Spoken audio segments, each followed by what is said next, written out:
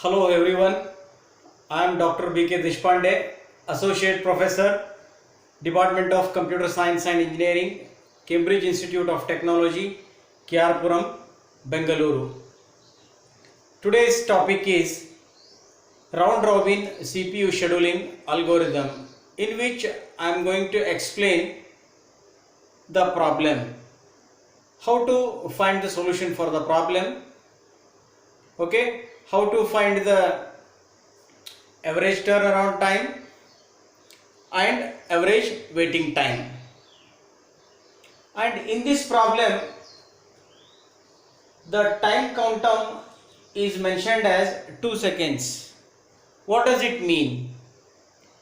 CPU is going to give only 2 seconds for the process as far as execution is concerned. This is the first point. Second point is, since this round robin CPU scheduling algorithm is preemptive, its mode is preemptive. What do you mean by that? So when process is being executed by the processor, so that can be taken out, okay, for the sake of other process which may be having highest priority.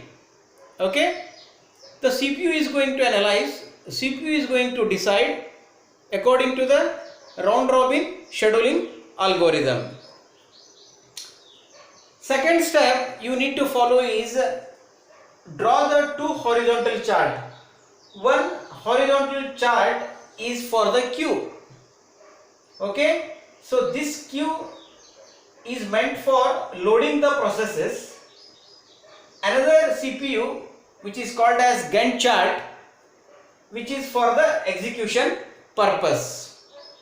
Since CPU always starts with 0 units or 0 seconds, I should say, it keeps on increasing, time keeps on increasing. Okay, now CPU is supposed to load the process in the queue, correct? What is going to happen here, as far as the table is concerned, in this first three column you have to consider it: process number, arrival time which is 80, and burst time, it is BT. Okay, now since the CPU initial time is 0, at initial time of 0, which process is arriving? You have to see the second column, that is arrival time of the table. 0, that means P1 process. P1 process is arrived. That means you have to load that P1 process in the queue.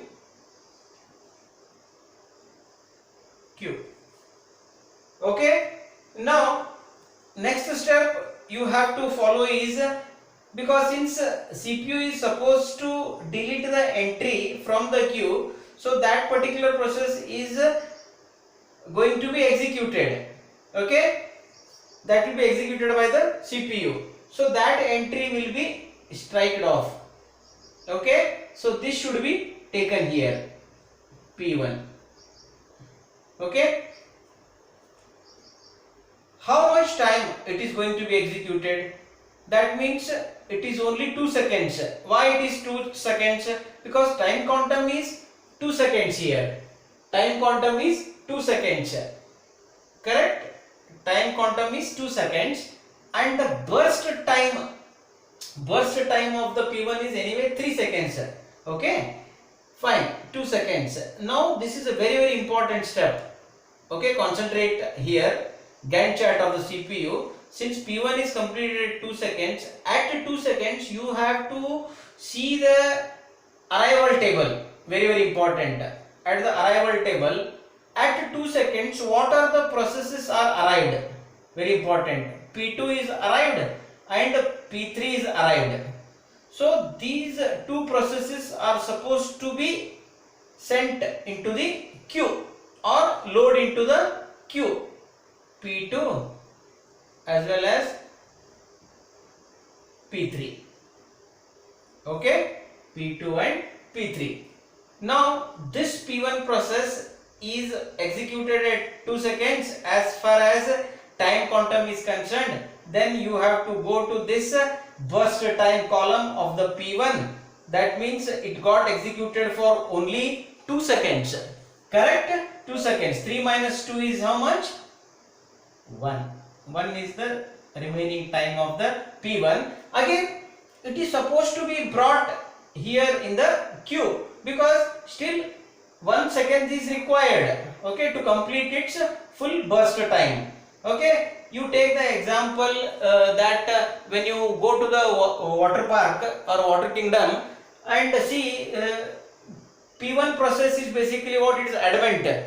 It wants to slide in the water park for 3 times, correct?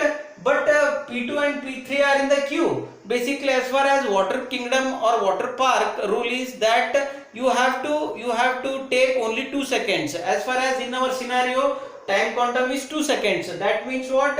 It is allowed to execute for only 2 seconds. That is what.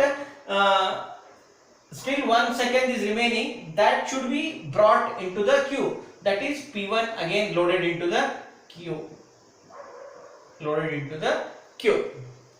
Okay. Now again follow the same process, because you have to bring the process from queue to CPU. Again strike it here. Okay, CPU is going to delete the entry from the queue and bring here into the CPU Gantt chart. Okay, for the execution rather P2. Okay, so that P2, that means what? Again it is going to be executed for 2 seconds. 2 plus 2, 4 seconds. Correct? Now this is a very important. At 4 seconds, okay, or at 4 units, what are the processes are arrived? That means P4 is arrived and P5 is arrived. P4 is arrived and P5 is arrived. That means you have to load these two processes in the queue, P4 and P5. Correct? That means, okay, P2's burst time is how much? 6. That means 6 minus 2, because it got executed only for 2 seconds. That means 6 minus 2 is 4. Again, it is supposed to be brought into the queue. Why? Because still 4 seconds are required or 4 units are required for the P2 to complete. That means P2 you have to mention in the queue. Again, you follow the same process. Again, strike it off here. Bring it here for the CPU execution. P3. Right? P3, that means 2 seconds. 4 plus 2, 6. 4 plus 2, 6. That means at 6 seconds, at 6 units, any process is arrived, you can check it here in the arrival time of the table. That means P6 is arrived. That means what you have to say, you have to bring this P6 into the queue. P6 in the queue. That means P3, that means it has got only burst time 2 seconds. That means 2 minus 2, 0. Is it required to bring into the queue? No, because already it is completed its execution. Okay, again you can strike it off here, P1 from the queue. P1 is supposed to be executed for how many units or seconds? 1 only. That means what? Only it gets executed for 1 second. That means P1, 6 plus 1, 7. Okay, so that is it required? This is, you can cancel it. Is it required to bring the P1? No, already it's got completed its execution. Next, okay, all the processes have come here. There is no need to see the arrival time from the table. Then P4 is brought here in the CPU Gantt chart. P4, that means what? It is 7 plus 2, 9. P4, 2 minus 2, That means 2 minus 2 is 0. It is also completed its execution. There is no need to bring that particular P4 into the queue. Right? Next, P5 comes from the ready queue to CPU. P5. P5 is how much? 5 seconds. That means what? 9 plus 2, 11. That means 5 minus 2 is 3. 3 is remaining. Again you have to bring this P5 because it needs to complete its burst time, that is execution. Okay? That means P5. P5 is brought here. Right? Again P2. P2 is brought here for the execution from the queue to CPU. P2, how much is remaining? 4 is remaining. That means what? It is only executed for 2 seconds. 11 plus 2, 13. Okay, that means what? 4 minus 2 becomes 2 still remaining. Right? That means again you have to put that particular P2 in the queue. Okay. Next, P6. P6 is brought. P6 is brought because so far P6 process is not executed. 13 plus 2, 15. Okay. That means its burst time is 4. 4 minus 2 is 2 is remaining. That means again you have to bring that process into the ready queue. P6. Right? P5. Now next one is P5 from the queue. Again mention here P5. Again how much? 3 is remaining. P5 is brought here in the Gantt chart of the CPU. Again executed for 2 seconds. 15 plus 2, 17. Okay. That means again you have to go here from in the burst time column. 3 minus 2, 1 is remaining. Again you have to bring that process P5 in the queue. Okay. Next P2. P2 you bring here. P2 is how much is remaining? 2 is seconds is remaining. That means 17 plus 2, 19. That means again you go to there. 2 minus 2. That means 2 was remaining. 2 minus 2 it got executed. That is 0 seconds. That means there is no need to bring this particular P2 in the queue. Next, P6 is brought. P6 is brought. How much is remaining? 2 seconds is remaining or 2 units is remaining. That means it got executed for 2 units or 2 seconds. 19 plus 2, 21. Okay. Then P6 you go to the burst time column. 2 minus 2, 0. 2 seconds over. Okay, 21. So last process P5 is remaining. That means you have to strike it off as far as our procedure is concerned. Okay, P5 is going to execute for only 1 second. That means P5, that means 21 plus 1, 22. So again you go back, that is also got executed. So this is how the queue and CPU are going to be formed. So that when it comes to executing the particular process as far as CPU is concerned, you need to consider the queue.